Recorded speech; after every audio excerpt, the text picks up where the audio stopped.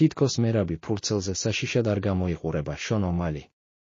შონ ომალი მერაბ დვალიშვილის შემდეგ საჩემპიონო ჩხუბზე ისაუბრა. შუგას თავისი ყოფილი მეტოქის ძალაში უკვე გამოცდილი აქვს და თვლის, რომ მერაბი სენთჰეგენისთვის დიდი პრობლემა იქნება. ერთი სული მაქვს ამ ჩხუბს როდის ვნახავ. თითქოს მერაბი ფურცელზე საშიშად არ გამოიყურება და თითქოს მისი გამოჭერაც შესაძლებელია. ეს მეც თითქმის გამომივიდა. რამდენჯერმე ძლიერი მუხლი, მარცხენა ხელი და რამდენიმე ძლიერი დარტყმა ავაცილე. მას უცნაური თაიმინგი აქვს. გარდა ამისა, მერაბი საოცრად ძლიერია. ამის ხარჯზე შენი მიწაზე გაკონტროლება არ უჭირს და იმ შემთხვევაშიც თუ წამოდექით პოზიციის დაბრუნებაში შესანიშნავია.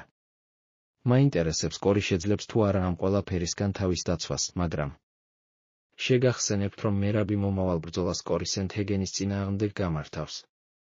დვალიშვილისთვის მესამე ქამრის დაცვა იქნება. ჩხუბი 5 ოქტომბერს თბილისის დროით გამთენიისას დაიწყება.